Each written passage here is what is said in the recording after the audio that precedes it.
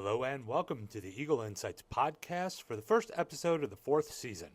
I'm your host, Henry Conti, the communications coordinator for the Bellbrook-Sugarcreek School District. Today's episode is all about the Sugarcreek Elementary Campus located in downtown Bellbrook. We started this conversation in October, and the district has gone to great lengths to try and inform the public of what we're looking at, and today we welcome back Dr. Doug Cozad to tell us about the campus and what the district is looking at in terms of its future. We solicited questions on social media and have a few of those from some folks out there. But enough of the preamble, let's get to it. Cue the Eagle. Dr. Cozad, welcome back to the podcast. You have the honor of being the second timer. Mr. Jeff Jenkins holds the title of being the first two-timer on the podcast. Okay. We are not going to talk about Christmas movies, however. We have some business to take care of today. Okay. So we wanted to talk about the Sugarcreek Elementary School, the campus down there. There's a lot of interest in that. The districts have been pretty forthcoming about what the plans are or trying to be and solicit information from the community. But let's start at the beginning. What does the campus include? Yeah, so it includes what we would call the old three-story building and then a one-story that is not actually attached to the three-story. It includes an old bus barn, an old two-car garage, kind of the old board office, and that's all the buildings on campus. All right. There's 5. And then obviously there's a lot of land there. Yep. Not an insignificant amount. So a little over 8 acres of land encompass that area right there. Right. Good to note that it is actually located in a floodplain, but because it's right next to close to the river there. Gotcha. Okay, so it's the 3-story, the 1-story, the bus barn, an additional garage, and a lot of acreage in the middle of downtown, which is just to the east of downtown. Yeah. What does the district think it can reasonably do with the buildings? So over the past few months, made a presentation to the board in October, and over these few months here, just trying to gather information from the community to see what their thoughts or any ideas that they have. Currently, we are renting out the 1-story to the Greene County ESC. They do have students down there, and then the 3-story we're renting out to different community groups, and so. Really, at this point, we really don't have any plans of reusing that facility for any type of schooling for our students' purposes. So we're really trying to figure out, get ideas, what's the best next steps here for that property down there. Right. So currently, the people who are using the building, we've got a church, the Bellbrook-Sugarcreek Support Center, which has actually announced that they are relocating. Yep. We have the Boy Scouts, the Girl Scouts, all sorts of scouts. We've got the Ham Radio Club. Yep. What else? Am I missing anything else? Nope, I think you got them all. All right. In the 3-story, yep. So that's in the 3-story, and then what's happening in the 1-story? Yep, so the Greene County ESC has students down there. They run a school down there for their students. Gotcha. The students from all over different communities. Yep. Gotcha. So you mentioned that the district doesn't foresee using the 3-story. Can you tell me why? Yeah, I mean, so we've been holding on. So we did have students down there, obviously numerous years ago, and so the district had been holding on to that property just in case our enrollment went up dramatically, that we would need to repurpose that property back. And so that's the reason why we've been holding on to that property, because we would not want to get rid of it and then have to build something or do something else, build on or have some additional space somewhere else. And so as we look at our enrollment the past 15, 20 years, and as we look at our enrollment of some of our younger students or younger grades, we have not seen a dramatic increase. We really haven't seen an increase in our students for about 20 years, our overall enrollment K to 12. And so that trend is sticking there. And even though there is construction going on in the community, we just don't see it translating into a huge increase of our students. Like I said, it's been pretty flatlined, and our smallest classes are actually at Stephen Bell right now. So the recency is we just don't see utilizing that building down there for our students in the future. Right. And there's been ebbs and flows in our enrollment. I mean, it was, I think, we always kind of talk about pre-COVID numbers. We're just back to that right now. Isn't that correct? Yeah, so we're at about the same as what we were about 20 years ago of our enrollment. And so we did go down during during COVID. Maybe some students were homeschooling, some students were doing some other different options. But now those numbers have crept back up, but not as much, again, not more than what they were 20 years ago. Gotcha. And you guys don't just kind of look at a crystal ball and figure it out. There's surveys done. There's studies being done. Can you tell me about that a little bit? How does that really get figured out when you're trying to figure out, we're seeing this building, but we're not really expecting so many students out of it? Yeah, so I mean, we've really looked at our enrollment over the past few years, especially, like I said, at the Stephen Bell K-2 level, and we're seeing those numbers going down. This year's kindergarten was our smallest kindergarten class that we've had in years. And so we just don't see those trends going up. A few years ago, we did do a survey about 7 or 8 years ago. And actually, at that point, it said we were going to gain quite a few students, and we just haven't seen that increase at all. And so, that's kind of why we've hung on to the property. But that's why we're seriously looking at right now what are some of the other possibilities with that property down there. Right. And there was a lot of talk about a COVID baby boom, but we're just not seeing those numbers because those students would be coming in, I think, starting next year. In reality, but from the Brookings Institute article I looked up earlier today, there's actually a decrease the first year of COVID, 100,000 less babies than expected. The next year was only 30,000 more than expected, so it's really a flat line. There's no COVID baby boom as had been expected, but there's more and more construction, but again, like you said, we're just not seeing it. Right. What would, maybe you can't answer the cost, but what would it take because the Sugarcreek Elementary School building is 100 years old.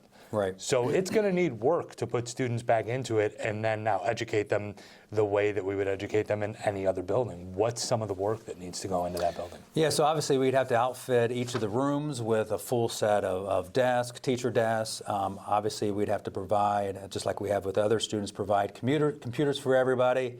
And then obviously the internet and computer access that would be robust enough to be able to handle all those devices. Electricity is always an issue if you have an older house, especially 100 years old. Electricity is always an issue that you never have enough electricity, and especially when you try to put today's kind of learning in those and something that's 100 years old. There's no kitchen in the 3-story. The kitchen actually is in the 1-story, and the dining room or the cafeteria is in the 1-story. So that is not used right now, the cafeteria piece of that with equipment and so forth. So we'd have to fit all of that in there. We really would have to just upgrade the entire facility. And so, I don't necessarily want to make a guess of how much that is, but it is a ton of money. And you can just think of a 100-year-old building of trying to get it into 2025 standards. All right, but Dr. Cozad, the district, when it's going to sell a building like this or repurpose it or whatever, you got to have some sort of thought on what you want to see happen with the building. What is the, prevailing thought of the district right now? Sure. Again, the board ultimately is going to make the final decision, but what they have said during board meetings so far is whatever we do with the buildings down there, we want it to be for the greater good, for a positive outcome for the community, and not just something that's good for the district, but it's not good for anybody else. And so looking at it from that lens, again, we may have to make some tough decisions, but looking at through the lens of, the board wants to look through the lens of how do we improve the community, how do we improve the downtown, and with that lens of focusing on what the next steps are of the property. And that's why the board really over the last few months has tried to collect information, made it known, hey, this is what we're talking about. We're talking about Sugarcreek Elementary. Come with your thoughts, your ideas, to make sure that if there is something out there for the greater good of the community, that they become aware of it so they can gather all that information, and then in the very near future start having some serious conversations about what the actual next steps are. Because the board has not made any decisions on what the property is down there. Those discussions will be happening soon, but really have not the discussion piece of the next steps. Gotcha. And people are going to continue to have their opportunities to speak to you and to the school board. They can email at any time, and we're going to read off at the end of this their opportunities for the coffee chats and the next board meeting, which is on January 25th. Yep. In that vein, we allowed people to contact me, and they can obviously always still contact you via social media. And we've got a couple questions from community members, so Sure. we're going to take those right now. All right, so our first question comes from Bernie Steven, and he asked us to address the total rent that's needed to break even on day-to-day costs of keeping the school in the district, and what the future costs to maintain the building in good repair might be. Yeah, so a couple pieces to that. So right now we're losing about 40,000 grand or so a year on that. And so that, again, anytime you look at those kind of things, it's a combination between income and then expenses. So income is rental fees, and then expenses usually are personnel or other type of maintenance costs. And so we're running about around 40 or so thousand in the red on that. And so we are looking seriously, if the board decides to keep the building as is, and what we're doing right now as is, we're going to look to seriously reduce that to a net zero. That's what our goal is. If the board decides to keep the property as is, we would try to do that. The other piece is, the biggest thing that the decision for the board is those future costs that we really don't know about over the next 5 years, possibly, if we look at it for the next 5 years. The roofing costs, HVAC, heating, asphalt, all those big things. If you think in your house, those things are really expensive. Well, they're really, really expensive in a property like a school. Mm-hmm. And so, obviously, we've been doing a nice job of upkeeping those things. But after so many years, those things could go. And so we're looking at $500,000, $600,000, $700,000 possible. You just don't know. But that's kind of the looming thing out there of in the decision making of, would we want to spend that money, or do we have better things to spend that money on than to get a new boiler at the Sugarcreek Elementary? If there's some other options to be able to get in front of that. And then also another piece of cost is our maintenance department. So we have 6 campuses or 6 areas in our school district. So they spend 1/6 of their time down at Sugarcreek Elementary, because it is one of our buildings, it is one of our grounds. And so there's a cost in that too, where just like anybody else, they're stretched. And so if we no longer, one thing in consideration, if we no longer have that facility down there, they would gain back that 1/6 of their time to be able to spend on the other buildings in the district. And we have a great maintenance department here. We'll shout them out. And Sure. They've kept a lot of things running over at Sugarcreek Elementary and everywhere else. Yeah, and that's why around the district things look great. Things are we keep things for a long, long time because they do a great job of keeping those things up. But you can only keep things up for so long. Things that are really, really old, you can only do so much. Sometimes you can't even find parts for things. Yep. So they do their best to keep things up to speed. So our second question comes from Mike Jones. His question is, what does the district value most from the sale of a property? What's more important, extracting the most profit from the district possible, or maintaining the campus in some form as a place for the community and group to gather? Again, like I said earlier, the focus of the board, or the mindset, the lens that they're looking through, if they decide to do anything with the property, is what is the next best thing so that the community benefits, and not trying to extract every single dollar out of it, but looking at it in the long term, long run of, if we go down this road, is that going to benefit the community in a positive way? And if it is, let's go down that road. Even though maybe it's a little less money or a little less whatever, still I think the board, as they have said, they would rather benefit the community as a whole with whatever the next steps are with this particular piece of property. Right. I mean, it's a value. Obviously, we're in a good financial situation now, but that's an asset.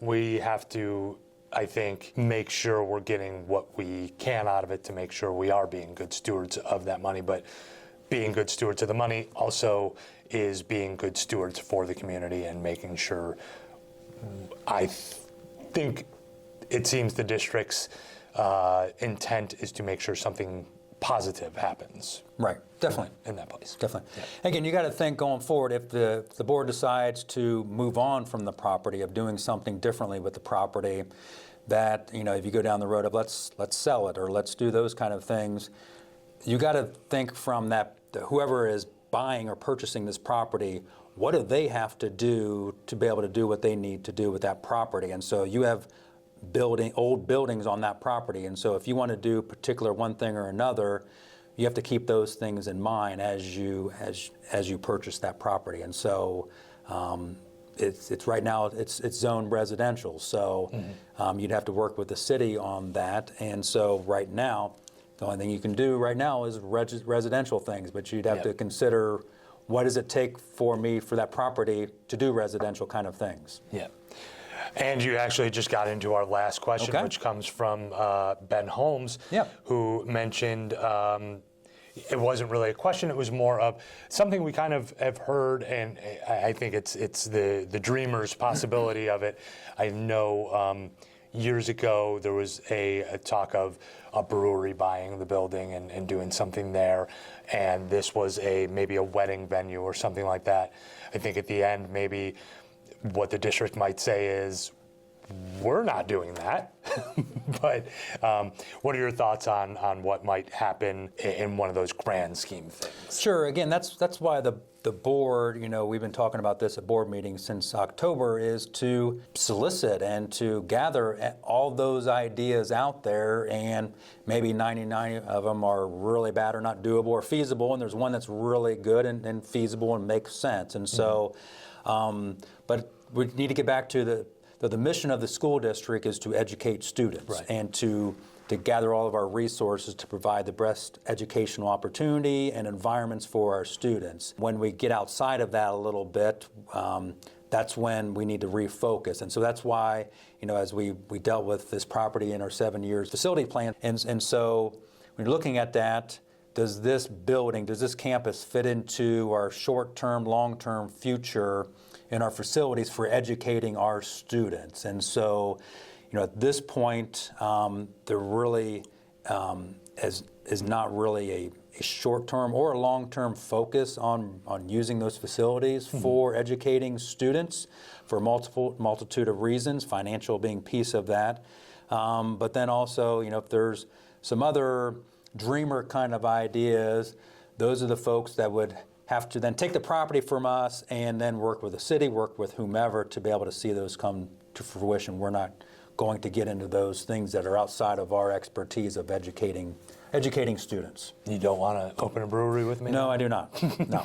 Educating students and providing the best educational opportunities is the laser focus that we need to be on, and that's like I said, that's why we're having these discussions. That's why this is part of our district goals, or that the board worked on and the district worked on last year, is to have these tough conversations about things that have been around for a while, and know that they're a part of our community, and taking it seriously of getting input and gathering all this input and making a educated, maybe tough decision, but an educated decision on what the future of that campus is down there.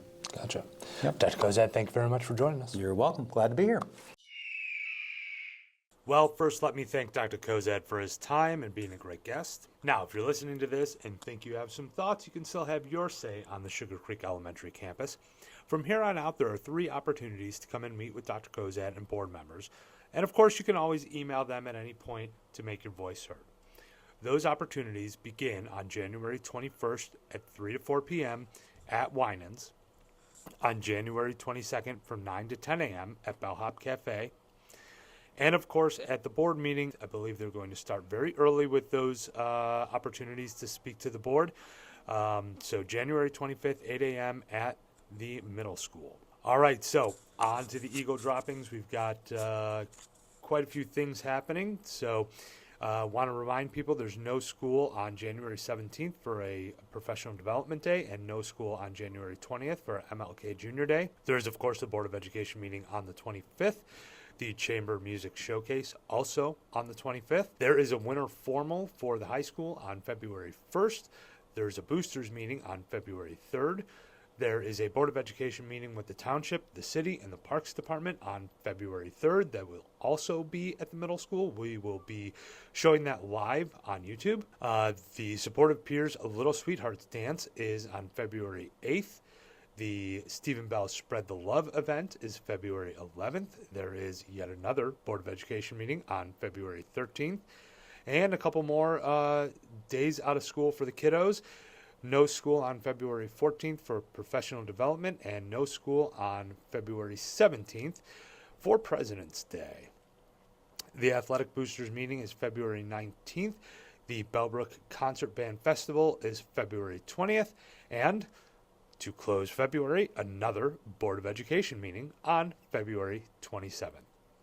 Listen, this has been a lot of fun. I really appreciate everybody who is listening and those who got some good information about Sugarcreek Elementary School today and the campus down there. Looking forward to the next episode. Don't have any idea who's going to be on it, but we will figure it out soon. But I want to say from the bottom of my heart to all of you, have a good day.